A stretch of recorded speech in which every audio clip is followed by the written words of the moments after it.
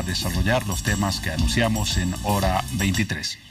Estamos en el mes de agosto y agosto, de acuerdo a la tradición andina, es el mes de la Pachamama, la Madre Tierra. Se habla de lo siguiente: en agosto llega un cambio de época, un cambio de ciclo. Ha concluido un periodo en la siembra y la cosecha, tiene que comenzar otro y es por lo tanto el momento de agradecer lo que ha ofrecido a todos la Madre Tierra. Esa, en resumen, la perspectiva con la que se inaugura el mes de agosto para quienes creen en la Pachamama.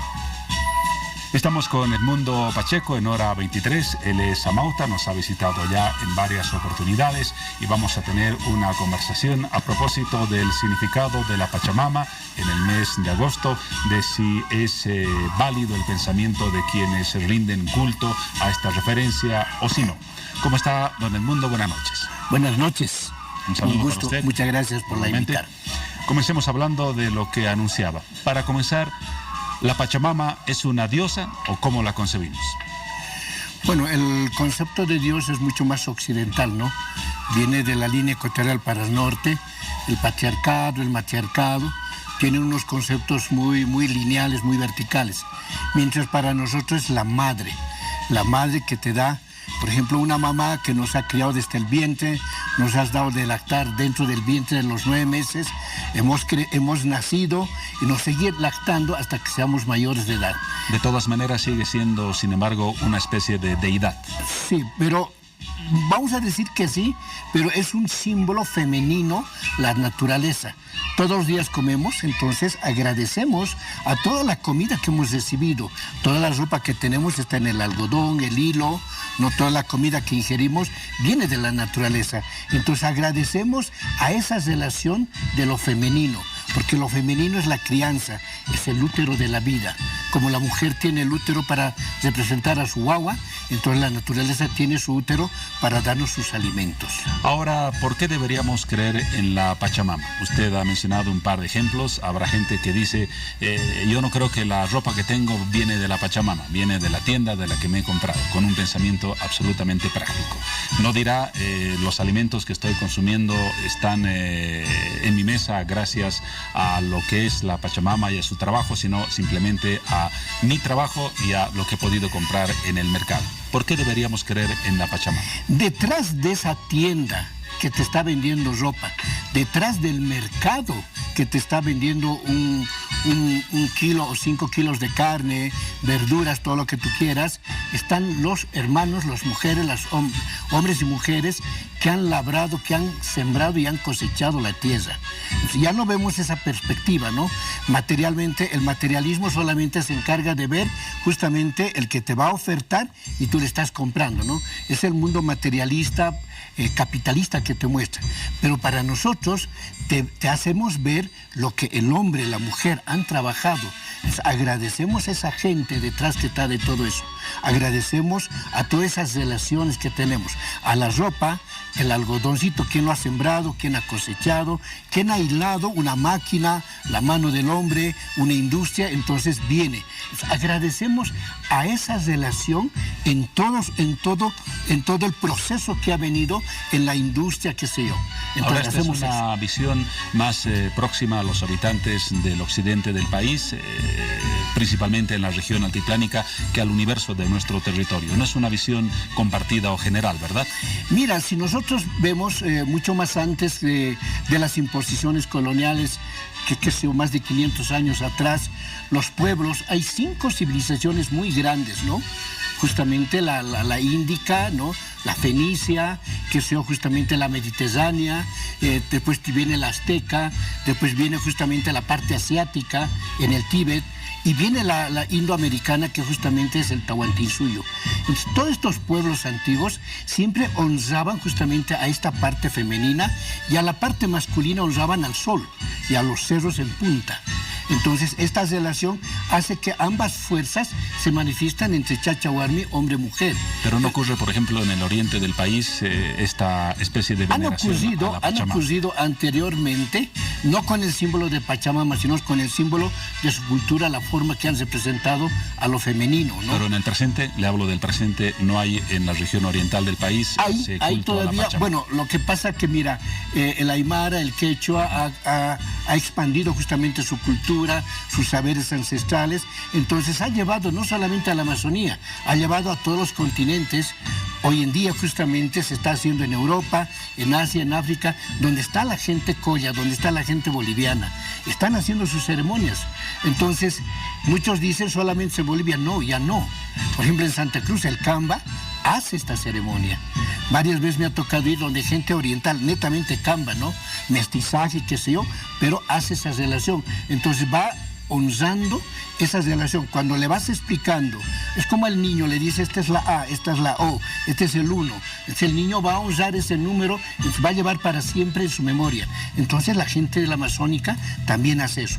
En Brasil, ¿no? En toda esta parte amazónica, el lado de Colombia, las veces que he estado, siempre se ha honrado. No siempre con dulces, sino con medicinas. Y esa visión determina, bajo la lógica que usted nos explica, que el agradecimiento a la Pachamama es retribuido por esta con buenos frutos. Esa es más o menos exactamente. La lógica. Ahora, algún personaje práctico nos dirá, Santa Cruz es la región de mayor producción de alimentos en el país. Allí se siembran miles de hectáreas de soya, miles de hectáreas de azúcar, de arroz, de maíz. Nadie rinde culto a la Pachamama y tienen una excelente producción. ¿Qué dice ante esa visión no práctica? No te la creas, porque detrás de toda esa producción de esas empresas están los collas, está el paceño, está el cochabambino, el potosino, el orureño. Ha migrado. No será la empresa que hace, pero el que va a trabajar va a honrar a la tierra para que le vaya bien en su trabajo, como persona, como sujeto, como individuo. Entonces hacen una ofrenda. A lo que me refiero es a que con culto o sin culto en el oriente hay un extraordinario rendimiento en la producción agropecuaria y allí no hay mucha relación con lo que pueda creer la gente como culto a la Pachamama. Ahora, por ejemplo, el inicio de agosto en Tiahuanacu, en Samaipata, se hace para toda la región amazónica. Se hace una ceremonia para todos.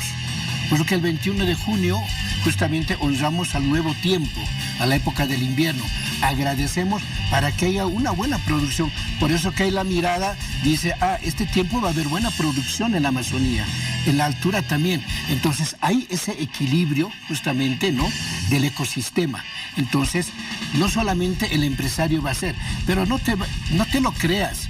El empresario, vamos a decirlo, como decimos los aymaras, el cara, como decimos, ¿no?, el tara. Entonces, honran también ahora la tierra. He estado en empresas grandes, no quiero decir los nombres, en Santa Cruz, he hecho ofrendas, en el Brasil también, en Argentina, en Chile. Ahora, la Iglesia Católica es algo escéptica respecto a la adoración a elementos o a figuras representativas de la cultura como la Pachamama. Por ejemplo, el Papa Francisco ha dicho lo siguiente en relación a lo que la Iglesia Católica considera casi como una superstición. Le voy a leer el comentario para que usted lo comente a su vez.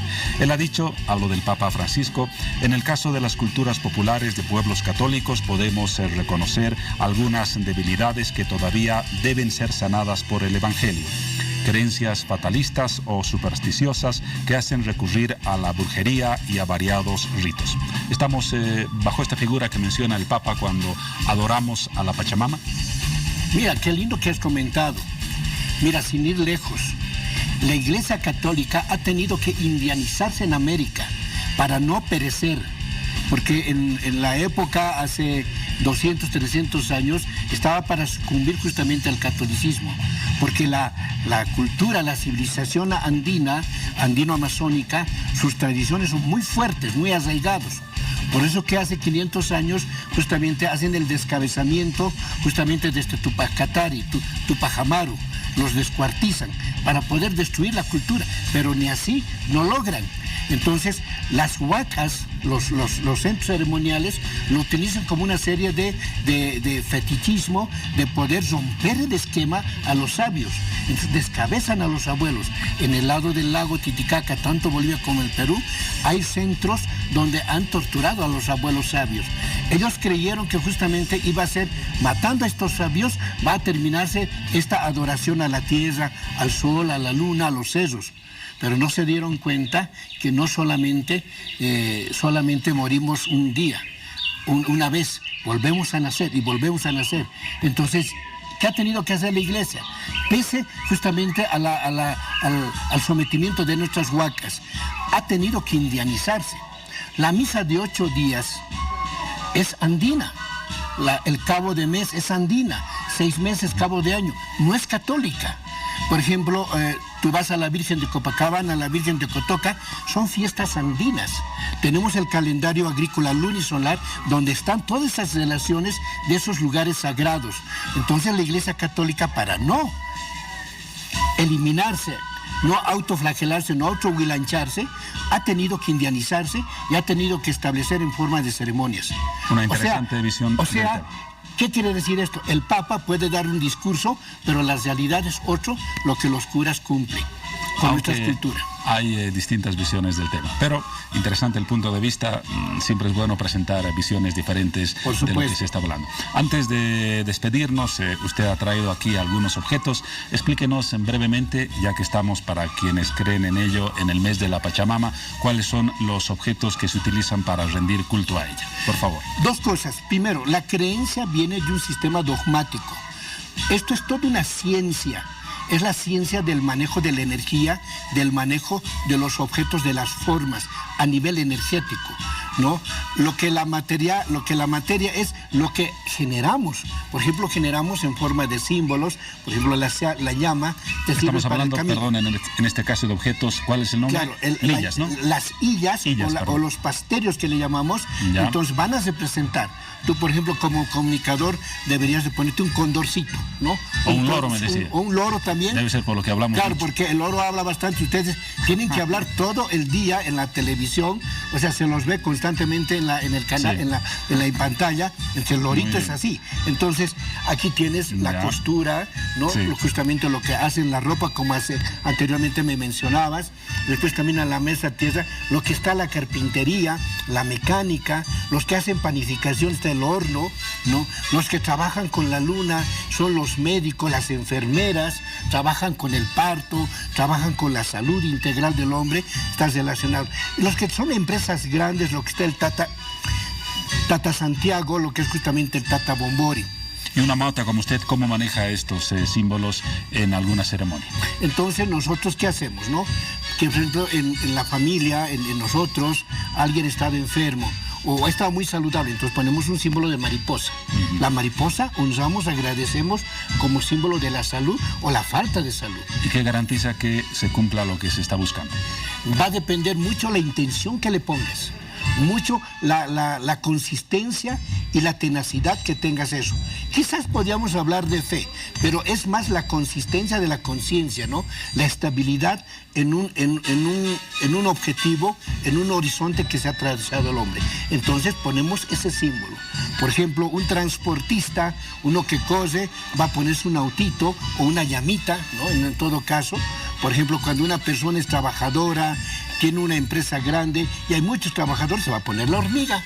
La hormiga va a representar a toda esa fuerza del trabajo, a la mano de obra del hombre, ¿no? Y si nosotros queremos, por ejemplo, fertilidad, queremos, los bancos necesitan ganancias, nosotros queremos depositar al banco, entonces el sapo. El sapo. El símbolo de la fertilidad, de la abundancia. Entonces, esas son las relaciones y todos los símbolos que están señalando nuestras hermanas, las capachaqueras que le llamamos con mucho cariño, justamente ellas te van a decir ¿para qué tú quieres? ¿Qué haces en la vida? Entonces le cuentas, entonces ella te lo pone los símbolos. Muy bien, gracias por la explicación. Vamos a acabar con una pregunta más, que es casi una provocación. Hay una teoría que dice que atribuimos a ciertos elementos o a ciertos espíritus situaciones que no podemos explicar científicamente y allí nacen las supersticiones. ¿Usted cree que lo que nos ha hablado entra dentro del campo de la superstición? Sí y no. La superstición justamente es la parte que está escondido, el miedo, ¿no? Porque, por ejemplo, te dicen, ha pasado un gato negro. ¿No? ¿Qué culpa tienes tú? ¿Qué culpa tiene el gato que estaba pasando, no? Por ahí tú tienes mucha desgracia, muchos problemas, ¿no? Uy, me he pasado por la escalera, ahora me va a ir mal. Son supersticiones, ¿no? Que yo las veces que me han pasado los gatos, las veces que me pasó por debajo no me ha pasado nada. ¿Y por qué el sí o no? El no, porque justamente tenemos esa convicción.